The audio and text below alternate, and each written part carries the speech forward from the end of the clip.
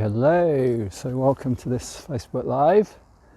I don't know whether you can see, but I'm kind of like sitting on a mound at the side of this bit of land, and it's this amazing view over the Somerset Levels. So it feels like a really cool place to sit and talk a little bit about the King, the sovereign part within us, because this is the part that holds the vision for our life. And if you haven't come across them before, the sovereign is one of the Jungian archetypes, and there's the warrior, the king, the magician and the lover. So this is part of a series of lives that I'm making, and today's one is all about the sovereign. It's about the sovereign within us, and this is all about leadership. It's about finding more leadership and self-confidence within ourselves. So I will offer some keys at the end of this video, which are all about ways to build more confidence and self-leadership. And I think the most important place to start is with the word sovereignty, because the word can have a kind of negative connotation for some people. And especially associations with the monarchy or with privilege, and I want to be really clear that the way that I'm using the word, in the sense, the Jungian sense, is about the pure leader. It's about the positive leader or sovereign, and this is the part within us that can hold and take care of what is around. So can hold and take care of the people and situations in our lives, look after them, and hold and take care of what's inside of us and all of the minute reactions and responses that happen within all of us. So one thing that's really important is that the sovereignty allows us to not be perfect, yeah? And there can be this idea, I know I've subscribed to at times, that I need to heal myself and become perfect.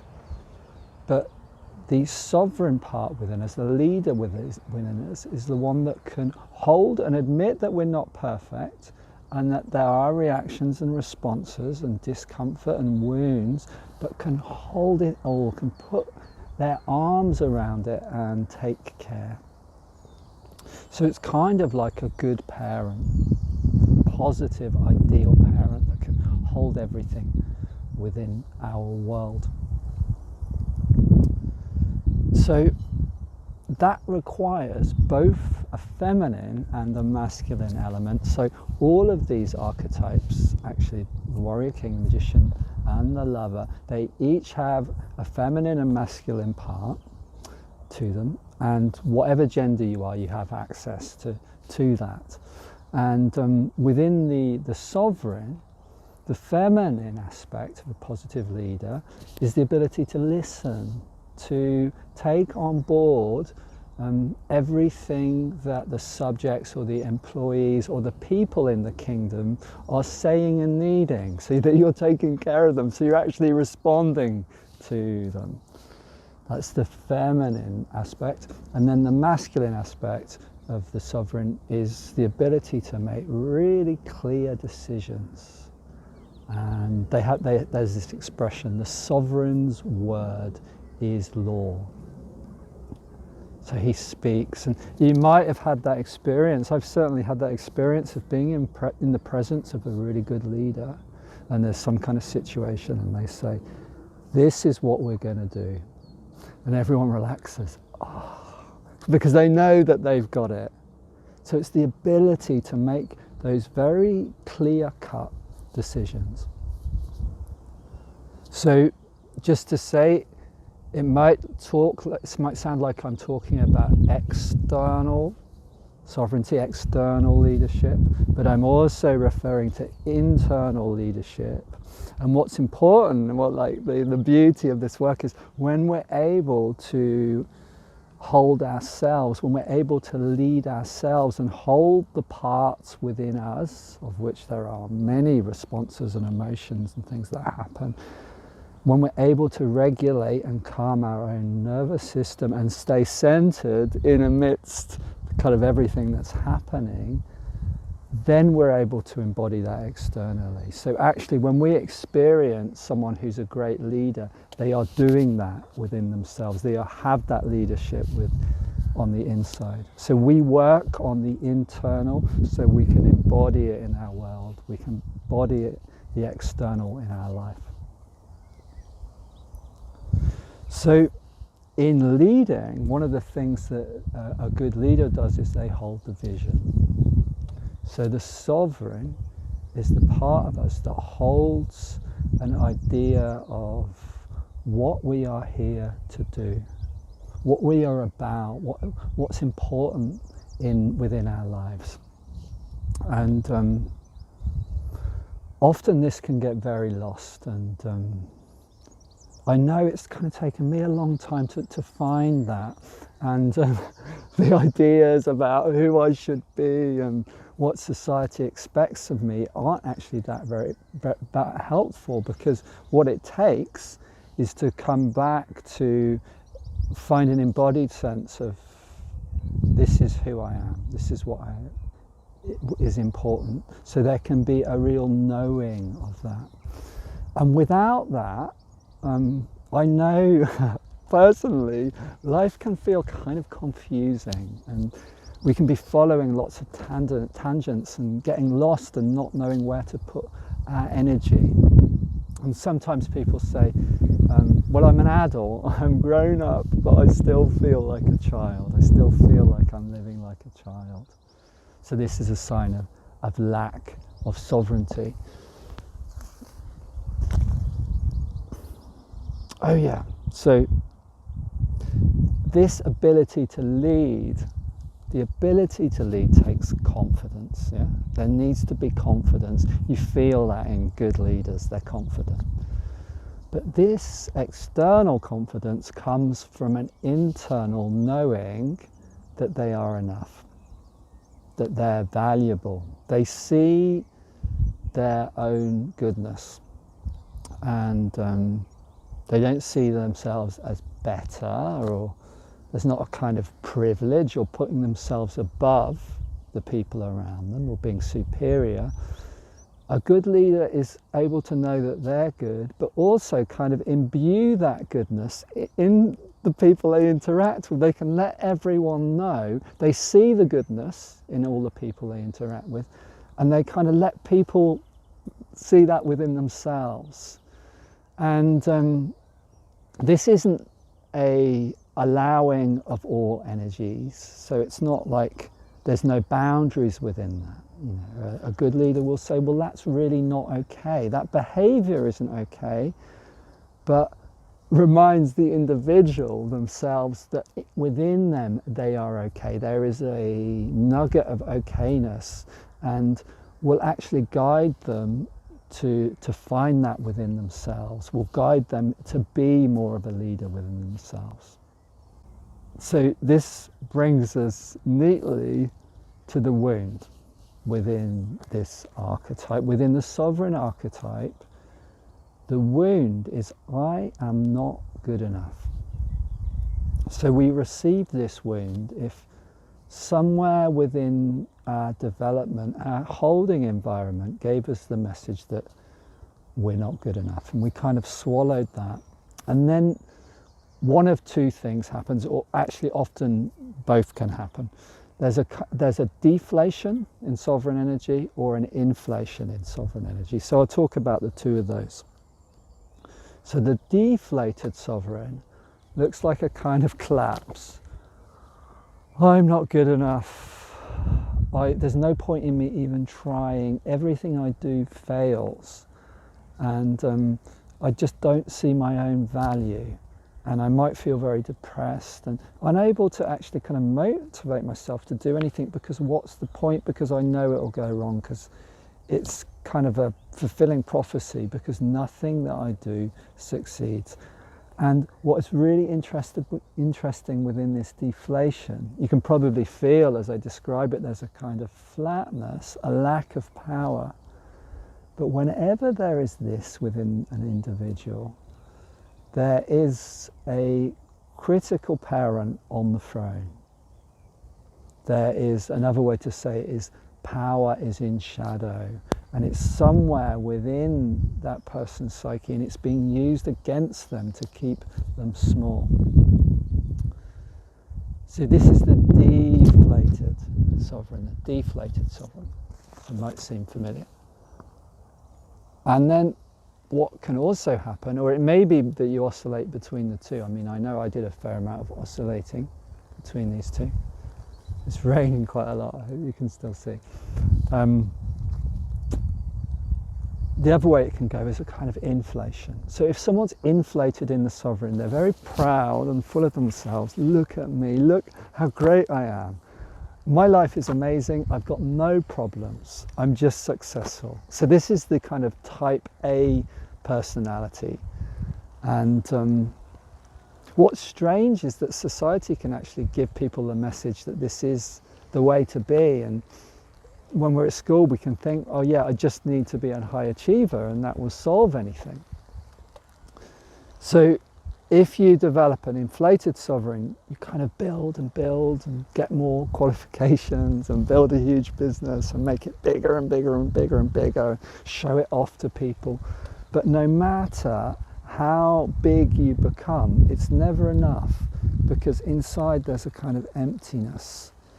There's a kind of hollowness, because all of your growing and showing is actually an attempt to love, to show that you're good enough, because inside you really feel that you're not good enough. So people who have an inflated sovereign are often unable to see their blind spots. So they might actually believe that there's nothing wrong, that there's no problems, that they're kind of perfect. And there's an avoidance of any type of criticism. They cannot take criticism. And the inflated sovereign can have this sense of not taking support. So the inflated sovereign might not be able to take support from other people. They're always offering and holding space for others, but they're not able to receive themselves. And this can sometimes happen in some New Age circles. Actually, the word sovereignty has got a bit confused. And people use it as a way to kind of suggest that you shouldn't have any needs, that you shouldn't need to kind of rely on people around you.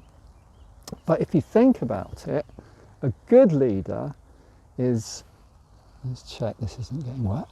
A good leader is someone who can actually know when they're weak, know where the weaknesses are, and get the support that they need to grow, to make changes within their life. So one question that people often ask when I talk about this archetype is, where are all the good leaders? I don't see any good leaders. Can you give me an example of a good leader, a good sovereign in our life and in our society at the moment? And I think that is a really great question, and it brings me to one of the keys that I want to share in this video.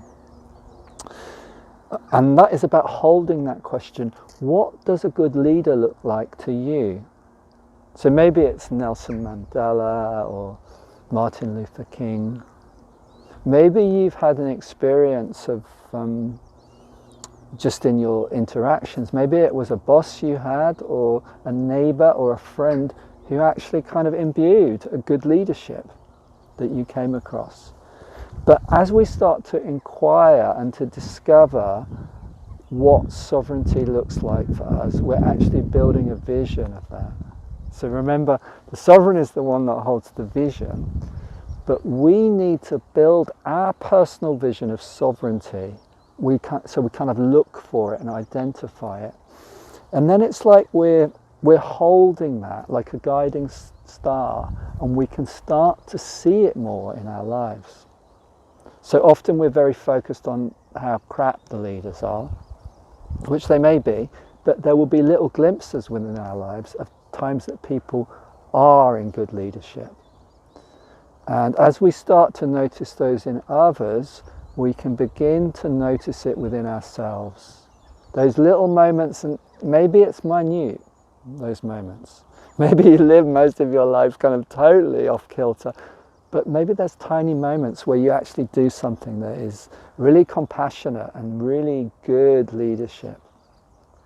And as we start to notice those moments, to notice that within ourselves, we can begin to build that, to embody it more and bring it alive. And another key within this is honesty. So to be honest with ourselves, can we be deeply honest when we know when we're not doing that? Yeah, because we all have times when we just kind of take the easy option, switch on Netflix, order the pizza, when we know that there's something that's actually more important that needs to be done. So yeah, some keys here. I hope you can still see me. It's raining quite a lot. Some keys here. Firstly, who is on the throne right now? Yeah, where is your power in your life? And often with this key, it's useful to have someone to support you, to spot where the blind spots are, and to what is happening and what is running your internal world. Because if you're not in your sovereignty, usually there is a part within your shadow that's kind of stepped onto the throne that's running the show. Second key, to build an image, build a vision of what sovereignty is like for you. So even if it's not clear, to begin to build that, to start to kind of wonder what good leadership looks like, your good leadership. Then begin to notice that in your world and embody that at times. And I think that part of the process of developing sovereignty is kind of learning that we need to receive that. So I know for me, I didn't get that. I didn't get that kind of given to me when I was younger from my holding environment. So I needed to get it from somewhere else. It's raining so much. And I was quite lucky in a way. And one of the things for me is I wouldn't let it in. I was so determined and persistent that all the leaders were shit and there was no guidance for me.